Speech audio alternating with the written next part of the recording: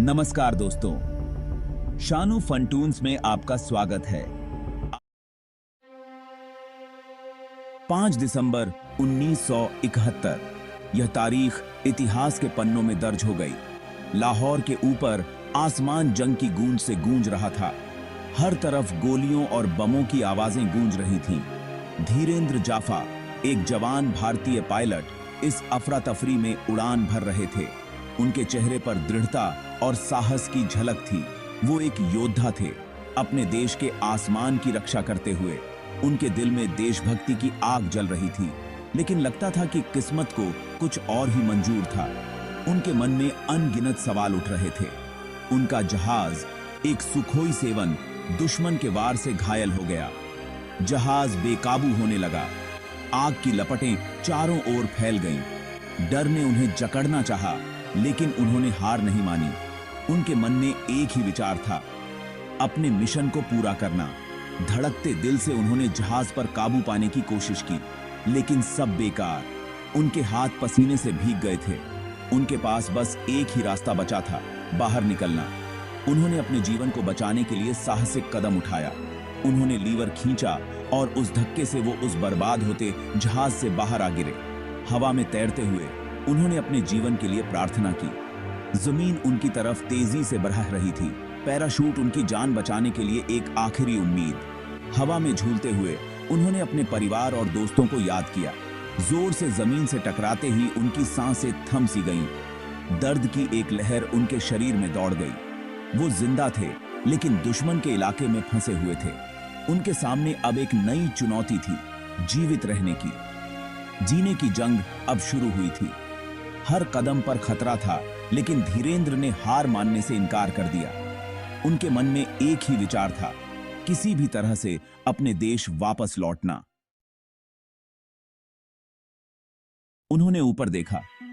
लोगों का हुजूम इकट्ठा हो गया था। उनके चेहरे गुस्से और नफरत से भरे हुए। वो उनके दुश्मन थे, उस जंग की निशानी जो चारों तरफ फैली हुई थी। वो पास आए, उनके कपड़े फाड़ने लगे। उनकी चीखें बहरी कर देने वाली थीं। डर, कच्चा और बर्बर उनके अंदर दौड़ गया। वो अकेले थे, घायल, और उन लोगों के रहम पर। उन्होंने खुद को संभाला। पता नहीं आगे क्या होने वाला था, लेकिन तभी कुछ ऐसा हुआ जिसकी उन्हें उम्मीद नहीं थी। पाकिस्तानी सैनिक वहां पहुंच गए, गुस्साए हुए लोगों को हटाते हुए। उन्होंने धीरेंद्र को उस भीड़ से बाहर निकाला, अपनी जान की परवाह किए बिना।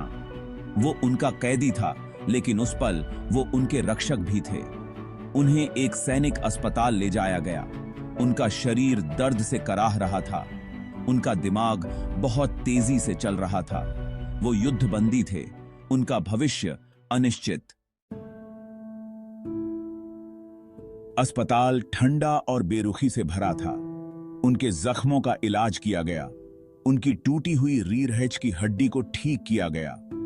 दर्द लगातार बना हुआ था, उनकी हालत की एक चुभती हुई याद दिलाता हुआ। उन्हें एक जेल कैंप में स्थानांतरित कर दिया गया, एक ऐसी जगह जहां उम्मीद मुरझाकर मर जाती थी। दिन लंबे थे, बोरियत और निराशा से भरे हुए। अन्य कैदी, लड़ाई में पकड़े गए पाकिस्तानी सैनिक उनके दुहक के साथी बन गए। वे कहानियां बांटते थे, थोड़ा बहुत खाना बांटते थे और कैद का भारी बोझ। लेकिन धीरेंद्र ने उस अंधेरे को खुद को निगलने से मना कर दिया। वे अपनी मातृभूमि की यादों से चिपके रहे, जिसके लिए वे इतनी बहादुरी से लड़े थे। वह जानते थे कि कहीं ना कहीं उनके साथी पायलट भी यही लड़ाई लड़ रहे थे, वही कठिनाइयां झेल रहे थे। वह अकेले नहीं थे, वह टूटेंगे नहीं। एक दिन कैदियों का एक नया समूह आया। वे थके हुए थे, लेकिन उनकी आंखों में एक चमक थी, एक उम्मीद की किरण। वे भारतीय पायलट थे, उनके जैसे ही गोली मारकर गिराए गए थे, लेकिन उनके हौसले बुलंद थे। वे जानते थे कि वे अपने देश के लिए लड़ रहे थे। उनकी आत्मा उतनी ही अडिग थी। उनके चेहरे पर दृढ़ता और साहस की झलक थी, जो किसी भी कठिनाई को सहने के लिए तैयार थी। वे एक दूसरे को खुशी और दुख के मिश्रण से मिले, जैसे कि वे पुराने दोस्त हों जो लंबे समय बाद मिल रहे हों। उनके गले मिलने में एक गहरी समझ और सहानुभूति थी। अपनी साझा आपदा में सांत्वना पाते हुए वे अपने अनुभव साझा करने लगे। उनकी कहानियां दर्द और वीरता से भरी थीं और उनमें एक दूसरे के लिए एक नई ताकत पाई। गार्ड उन्हें बारीकी से देख रहे थे, उनकी हर हरकत पर नजर रख रहे थे। वे जानते थे कि इन कैदियों में एक अदम्य आत्मा थी। उनके भाईचारे पर शक कर रहे थे। गार्ड्स को डर था कि कहीं ये कैदी मिलकर कोई विद्रोह न कर दें, लेकिन कैद में भी उनकी आत्मा को कैद नहीं किया जा सका। उनकी आंखों में आजादी की चमक थी और उनके दिलों में एक अटूट विश्वास। एक शाम उन्होंने गाने का फैसला किया। यह एक साधारण निर्णय नहीं था, बल्कि एक साहसिक कदम था।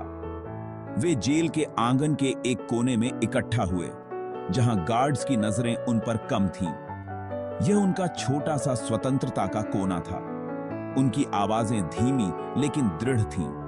वे जानते थे कि यह गाना उनके लिए एक प्रतीक था, एक उम्मीद की किरण। और फिर उन्होंने शुरू किया, जन गण मन।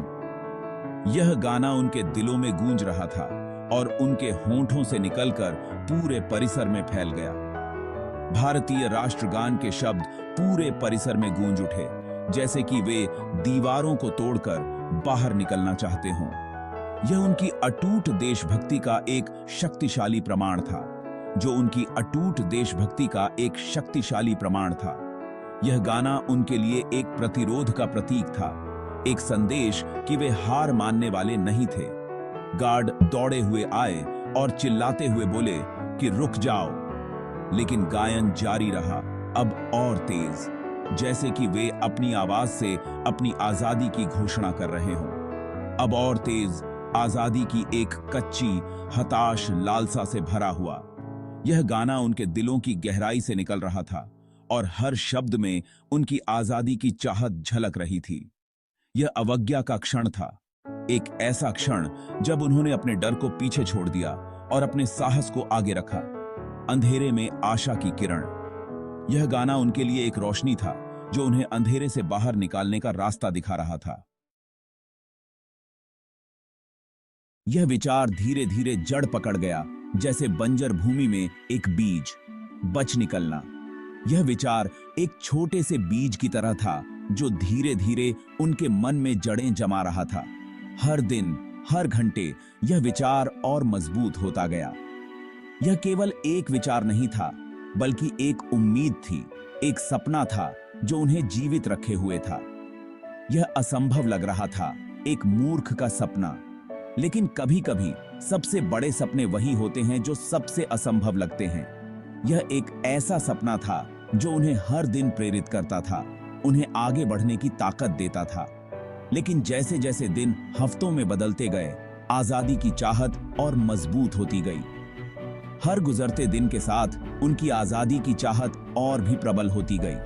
वे जानते थे कि यह आसान नहीं होगा, लेकिन उनकी इच्छा शक्ति अडिग थी। वे हर दिन अपने सपने को साकार करने के लिए एक कदम और करीब आ रहे थे।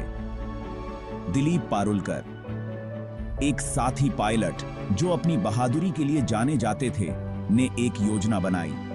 दिलीप पारुलकर, जिनकी बहादुरी और नेतृत्व के लिए सभी उनका सम्मान करते थे, ने एक साहसी योजना बनाई। यह योजना उनकी आजादी की कुंजी हो सकती थी। यह दुस्साहसी, जोखिम भरा और पूरी तरह से पागलपन था, लेकिन कभी-कभी सबसे बड़े जोखिम ही सबसे बड़े इनाम लाते हैं। यह योजना उनकी एकमात्र उम्मीद थी और वे इसे किसी भी कीमत पर पूरा करने के लिए तैयार थे। लेकिन यह उनका एकमात्र मौका था। वे एक सुरंग खोदेंगे। यह सुरंग उनकी आजादी का रास्ता थी।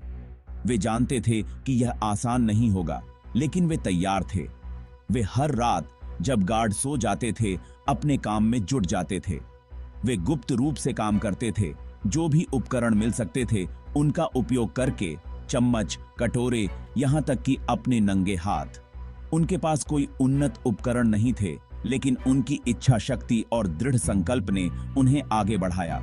वे हर रात अपने नंगे हाथों और छोटे छोटे उपकरणों का उपयोग करके सुरंग खोदते रहे। धरती सख्त थी, माफ करने वाली नहीं। यह काम आसान नहीं था। धरती कठोर और निर्दयी थी, लेकिन उनकी इच्छा शक्ति उससे भी कठोर थी। वे जानते थे कि हर इंच की खुदाई उनके आजादी के एक कदम और करीब ले जाएगी। प्रगति धीमी थी, कष्टदायक थी। हर इंच की खुदाई में उन्हें घंटों लग जाते थे। उनकी मांसपेशियां दर्द से कराह उठती थीं, लेकिन वे नहीं रुके। वे जानते थे कि यह दर्द अस्थायी है, लेकिन उनकी आजादी स्थायी होगी। लेकिन वे डटे रहे, एक बार फिर स्वतंत्र हवा में सांस लेने की उम्मीद से प्रेरित। उनकी उम्मीद ही उनकी सबसे बड़ी ताकत थी। वे जानते थे कि एक दिन वे फिर से स्वतंत्र हवा में सांस लेंगे, और यही उम्मीद उन्हें हर दिन प्रेरित करती थी। गार्ड बेखबर रहे, उनकी लापरवाही उनके अनजाने सहयोगी। गार्ड्स की लापरवाही ने उन्हें एक मौका दिया। वे अपने काम में इतने मशगूल थे कि उन्होंने कभी ध्यान नहीं दिया कि उनके कैदी क्या कर रहे हैं। सुरंग लंबी होती गई, इंच दर इंच दर्द से, उनके अटूट दृढ़ संकल्प का प्रमाण। हर इंच की खुदाई उनके दृढ़ संकल्प का प्रमाण थी। यह सुरंग उनकी मेहनत और इच्छा शक्ति का प्रतीक बन गई थी। वे युद्ध के कैदी थे, लेकिन उन्होंने भाग्य के कैदी बनने से इनकार कर दिया। वे जानते थे कि उनका भाग्य उनके अपने हाथों में है। वे युद्ध के कैदी हो सकते हैं, लेकिन वे अपनी आत्मा में स्वतंत्र थे। उन्होंने कभी हार नहीं मानी और अपने सपने को साकार करने के लिए हर संभव प्रयास किया।